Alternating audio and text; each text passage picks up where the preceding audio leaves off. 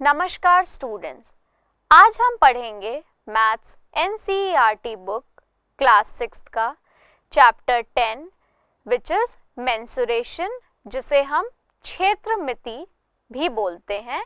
इसका भाग 2 पढ़ेंगे। आज के इस भाग में हम पॉलीगन्स का पेरीमीटर कैसे निकालते हैं, लाइक आपका हेक्सागन हो गया, पेंटागन हो गया, ऑक्टागन हो गया है, उसके बारे में हम पढ़ेंगे। तो सबसे पहले आपको मैंने स्क्वायर, रेक्टेंगल जो एक तरीके के पॉलीगन ही है, उनके बारे में पिछले भाग में बता दिया था। इस भाग में हम सबसे पहले पेंटागन के बारे में पढ़ेंगे। अब पेंटागन मतलब 5 साइड जिसमें होती है, ठीक है। अब जो 5 साइड होगी, अगर वो सारी इक्वल है तो उसे हम बोलते हैं रेगुलर पेंटागन, ठीक है। तो अगर ये आपका एक पेंटागन है, ठीक है। अब अगर इसकी 5 साइड इक्वल है, ठीक है, मान लीजिए ये 2 सेंटीमीटर है तो ये भी 2 सेंटीमीटर, ये भी 2 सेंटीमीटर, ये भी 2 सेंटीमीटर, ये भी 2 सेंटीमीटर, ठीक। तो इन 5 साइड को जब हम ऐड करते हैं, इसका मतलब हम पेंटागन का पेरीमीटर निकाल रहे हैं। So perimeter of pentagon is equals to 5 into side. क्यों हमने 5 इंटू साइड लिखा? क्योंकि 5 जो इसमें साइड है, 1 2 3 4 5, पांचों जो साइड है वो इक्वल है। तो 5 इंटू साइड आपको दी गई है 2 सेंटीमीटर एंड 5 2 10 सेंटीमीटर। इसी तरह अगर मैं बात करूं हेक्सागन की, जिसमें 6 साइड्स होते हैं, अब यहाँ पे भी 6 साइड अगर हम इक्वल ले रहे हैं तो इसे हम बोलते हैं रेगुलर हेक्सागन। तो ये आपका हेक्सागन हो गया। मान लीजिए ये 3 सेंटीमीटर है तो ये भी 3 सेंटीमीटर होगा, ये भी 3, ये भी 3, ये भी 3, ये भी 3। सारे कितने हैं? 3 centimetre. 1 2 3 4 5 6 sides and all the 6 sides are 3 centimetre. तो यहाँ पे हम लिखेंगे perimeter of hexagon is equals to 6 into side, ठीक है। तो 6 इंटू साइड यहाँ पे आपको दिया गया है 3 सेंटीमीटर, 6 3 18 सेंटीमीटर। सो हेक्सागन का जो पेरीमीटर आया वो कितना आया आपका? 18 सेंटीमीटर। इसी तरह अगर आपको हेप्टागन दिया हो तो वो 7 इंटू साइड होगा। अगर रेगुलर हेप्टागन दिया हो, रेगुलर टर्म का मतलब होता है सारे साइड्स इक्वल होना, ठीक है। ऑक्टागन दिया होगा तो 8 इंटू साइड कर देंगे। अब इस बेसिस पे एक क्वेश्चन मैं आपको कराती हूँ जो इससे थोड़ा सा अलग है, ध्यान से देखिएगा। अगर मैंने लिखा if the perimeter of hexagon is 60 centimeter, find the sides of hexagon। अब हम इसमें मान के चलेंगे कि ये रेगुलर हेक्सागन है और इसकी पेरीमीटर जो दिया गया है हेक्सागन का वो हमें दिया गया है 60। हमें साइड निकालना है तो हम क्या करेंगे? Perimeter of hexagon is equals to 6 into side, ये आपको पता है। अब पेरीमीटर आपको दे रखा है कितना? 60 सेंटीमीटर, बट आपको साइड नहीं पता, is equals to 6 into side. अब साइड निकालने के लिए हम क्या करेंगे? जितना भी पेरीमीटर है उसको 6 से डिवाइड कर देंगे, तो आपकी साइड कितनी आ जाएगी? 60 सेंटीमीटर डिवाइडेड बाय 6। जो भी आपकी नंबर ऑफ साइड्स थी उससे हमने डिवाइड कर दिया। 6 1 जा 6, 6 10 जा 60, तो साइड आपकी कितनी आ गई? 10 सेंटीमीटर। दैट मीन्स जो हेक्सागन है उनकी जो साइड्स होंगी वो कितनी होंगी, 10 सेंटीमीटर। लाइक ये आपका हेक्सागन है तो ये भी 10 सेंटीमीटर, ये भी 10 सेंटीमीटर, ये भी 10 सेंटीमीटर, ये भी 10 सेंटीमीटर, ये भी 10 सेंटीमीटर और ये भी 10 सेंटीमीटर। सो आई होप आपको डिफरेंट जो भी आपके पॉलीगन्स हमने पढ़े उनके पेरीमीटर निकालना आ गया होगा।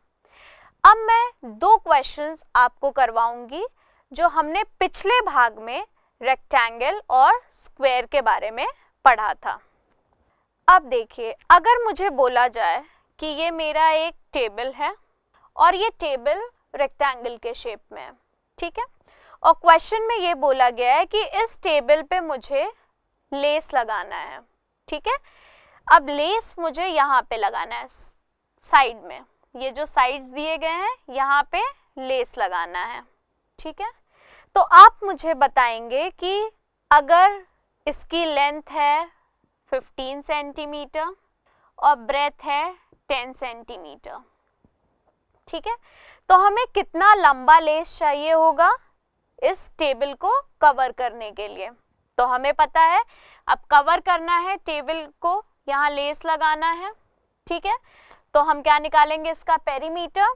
सो perimeter of rectangle is equals to 2 into L plus B, ये फॉर्मूला होता है, ठीक है। अब यहाँ देखिए, लेंथ आपको दी गई है 15 सेंटीमीटर, सो 2 इंटू 15 सेंटीमीटर प्लस ब्रेथ आपको दी गई है 10 सेंटीमीटर, सो ये कितना हो जाएगा, 2 इंटू 15 प्लस 10 कितना होता है, 25 सेंटीमीटर, ठीक है। सो 2 इंटू 25 आपको कितना देगा, 50 सेंटीमीटर। मतलब जो लेस आपको यहाँ पे लगानी है इसके बाउंड्री पे वो कितनी लंबी होनी चाहिए, 50 सेंटीमीटर। अब इसी में मैं एक और क्वेश्चन ऐड करती हूँ।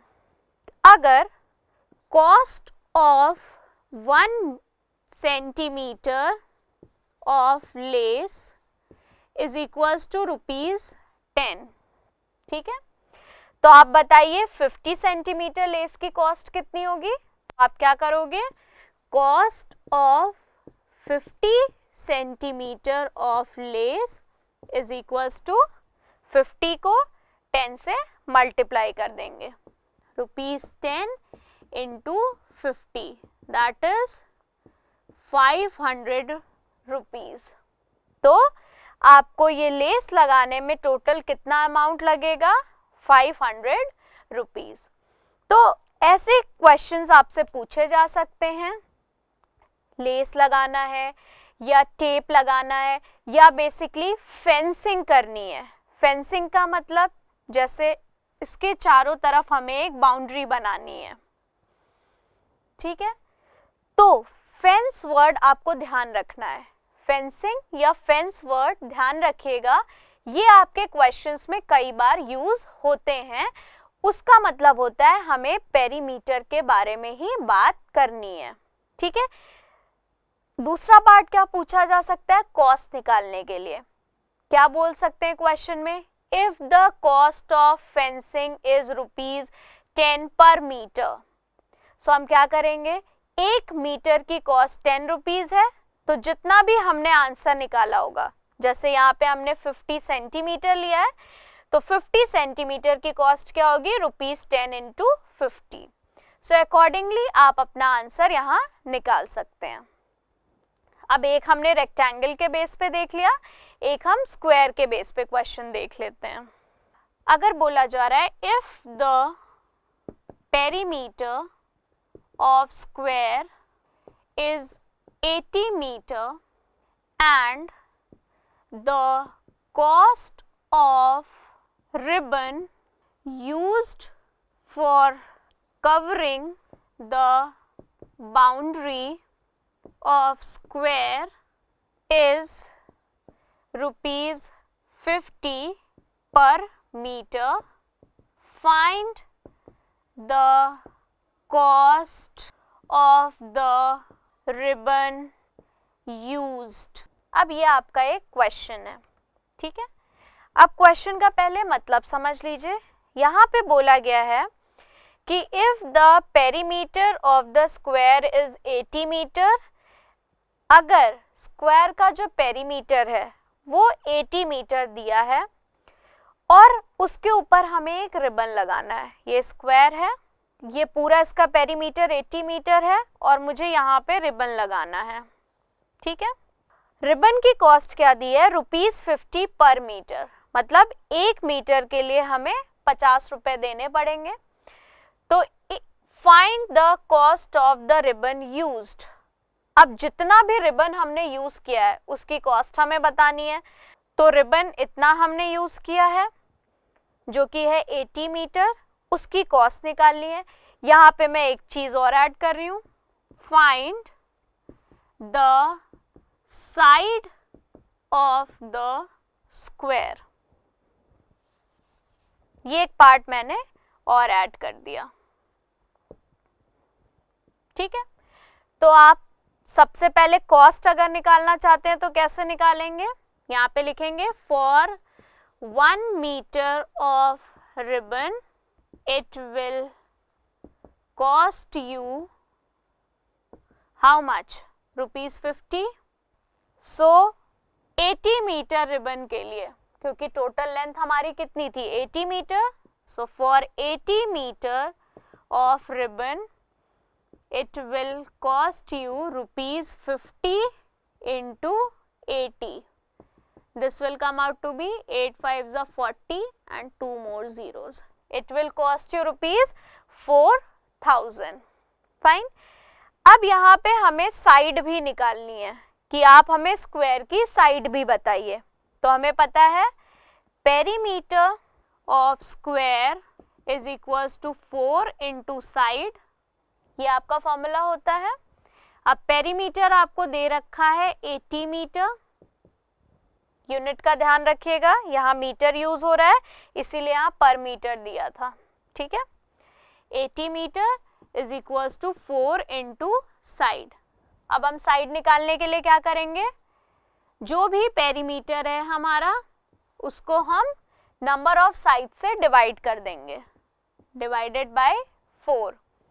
तो ये कितना आ जाएगा? 4 2s are 8 and 0। तो साइड आपकी कितनी आ गई? 20 मीटर। सो आई होप आपको ये क्वेश्चन बहुत अच्छे से क्लियर हो गया होगा। अब कुछ बच्चों का ये एक और क्वेश्चन रहता है कि मैम जब हमें साइड निकालना है, हमारे लिए इजी हो गया, अगर यही क्वेश्चन रेक्टेंगल के लिए आ जाए जिसमें लेंथ और ब्रेथ अलग अलग होती है तो हम कैसे करेंगे? तो वो भी मैं आपको एक लास्ट क्वेश्चन से आपको बता दे रही हूँ कि वो हम कैसे करेंगे।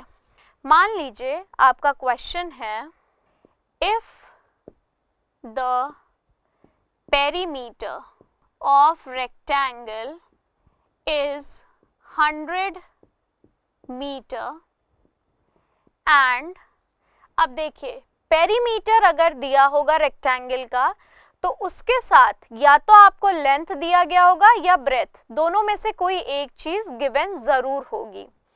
तो यहाँ पे देखिए if the perimeter of rectangle is 100 metre and length of the rectangle is 20 metre, find the breadth of the rectangle.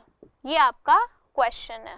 अब यहाँ पे एक चीज आप ये भी नोटिस करिएगा कि पेरीमीटर दिया है तो लेंथ 20 दी है, आपको ब्रेथ निकालनी है। इस क्वेश्चन को दूसरे तरीके से भी दे सकते हैं कि पेरीमीटर गिवन है और यहाँ पे ब्रेथ गिवन हो और आपको लेंथ निकालना है, ठीक है। तो जो अभी प्रोसीजर मैं यूज करूंगी वही आप इस क्वेश्चन के लिए भी यूज कर सकते हैं अगर ब्रेथ दिया गया हो और लेंथ निकालना हो। तो ध्यान से देखिए, perimeter of rectangle is equals to 2 into L plus B, यही होता है, ठीक है। तो अब आपको लेंथ दी गई है पेरीमीटर भी दिया गया है, लेंथ भी दी गई है। पेरीमीटर है 100 मीटर, ठीक है। यहाँ पे लिखेंगे 2 इंटू लेंथ आपको दी गई है 20 मीटर और ब्रेथ आपको नहीं पता है, ठीक है। तो अब देखिए सबसे पहले ये जो 2 वाला पार्ट है, ये 2 जो मल्टीप्लाई हो रहा है, ये पहले डिवाइड हो जाएगा। तो यहाँ पे आ जाएगा 100 metre divided by 2 is equals to, ये आप यहीं पे रखिए 20 मीटर प्लस ब्रेथ, ठीक है।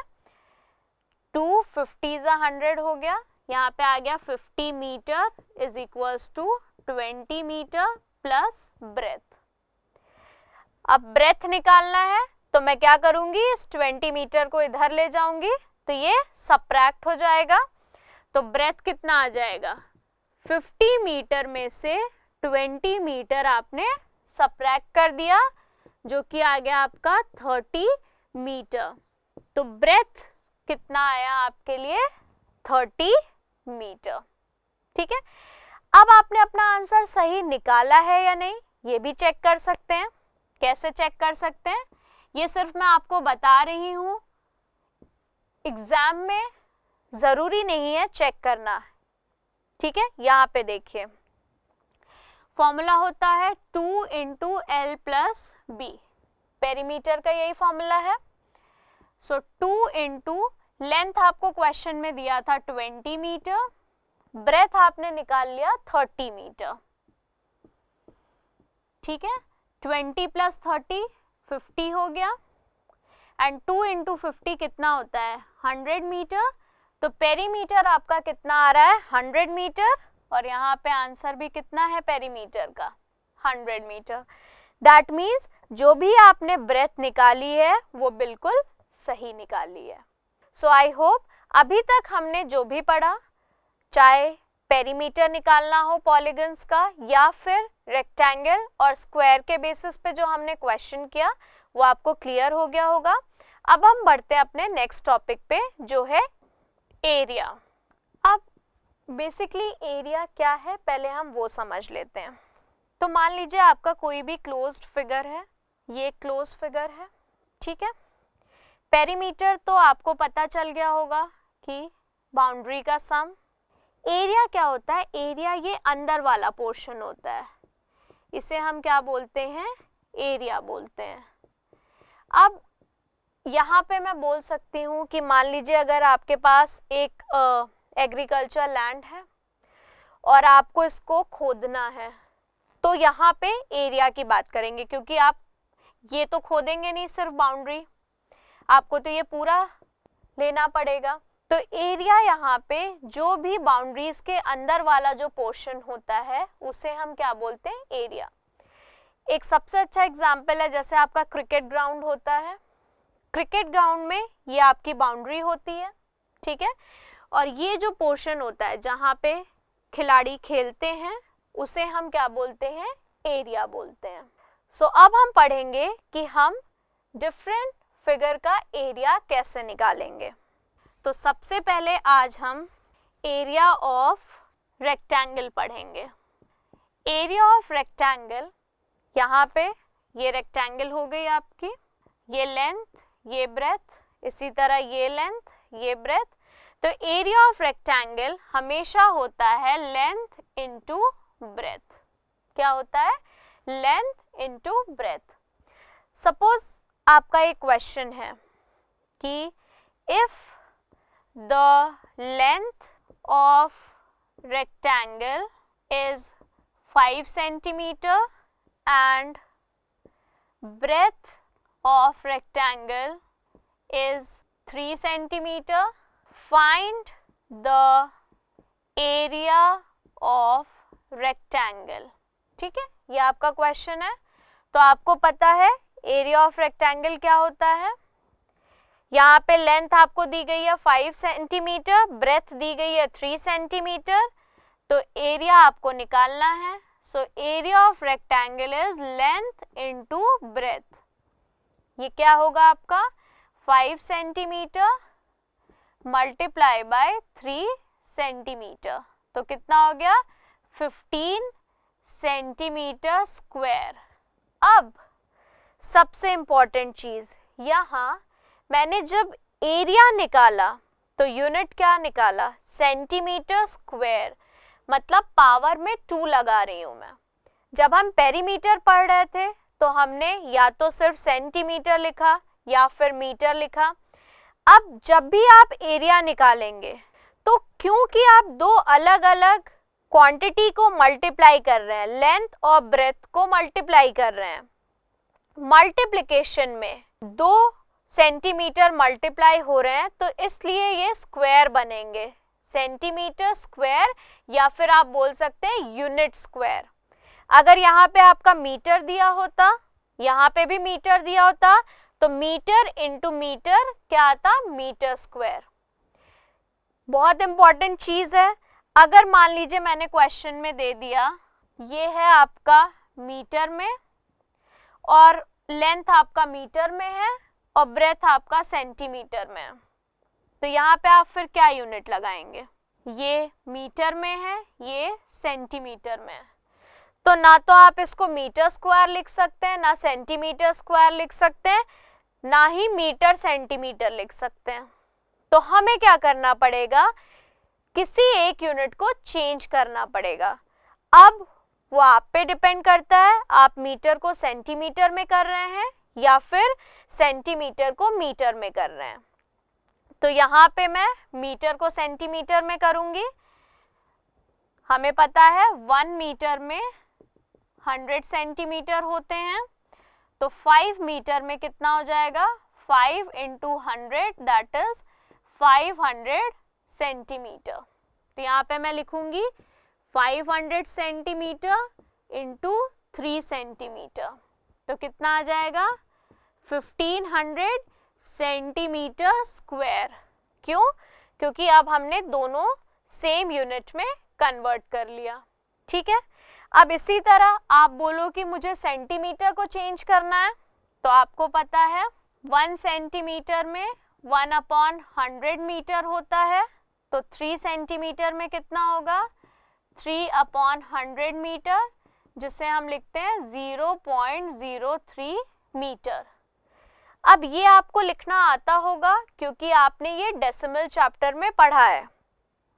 नीचे 2 जीरो हैं तो 2 डिजिट से पहले पॉइंट लगना चाहिए। यहाँ पे एक ही डिजिट था तो एक हमने 0 दे दिया, तो यहाँ क्या आ गया 0.03 मीटर। तो आप इसको रख के सॉल्व कर सकते हैं।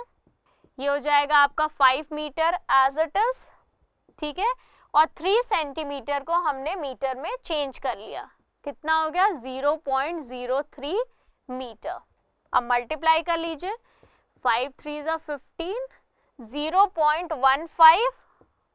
अब क्योंकि दोनों यूनिट मीटर में हो गई है तो इसलिए ये क्या बन गया आपका मीटर स्क्वायर। सो सबसे इम्पोर्टेंट जो बात है यहाँ पे वो ये है कि जब भी आप एरिया निकाल रहे हो आपको यूनिट का ध्यान रखना बहुत ज़रूरी है कि यूनिट हम यहाँ पे क्या ले रहे हैं। अगर लेंथ मीटर में है, ब्रेथ सेंटीमीटर में है, तो आपको दोनों को सेम यूनिट में करना है। अब वो आपके ऊपर डिपेंड करता है कि आप मीटर को सेंटीमीटर में कर रहे हैं या फिर सेंटीमीटर को मीटर में। मैंने यहाँ पे दोनों तरीके से आपको करके दिखा दिया है। अगर क्वेश्चन में मेंशन है कि आप अपना आंसर मीटर स्क्वायर में ही देंगे तो आपको ये ध्यान रखना पड़ेगा कि इस सेंटीमीटर को मीटर में ही आप कन्वर्ट करेंगे। ठीक है, तो ये समझने वाली बात है कि क्वेश्चन में हमें क्या बोला गया है। अंत में हमारा यूनिट सेम ही होना चाहिए, या तो दोनों मीटर में हो या तो दोनों सेंटीमीटर में हो, या जो भी यूनिट आपके बुक में दे रखी हो। सो आई होप आज जो हमने टॉपिक पढ़े पेरीमीटर के बारे में और एरिया के बारे में वो आपको क्लियर हो गए होंगे। आगे का टॉपिक हम अपने अगले भाग में पढ़ेंगे। धन्यवाद।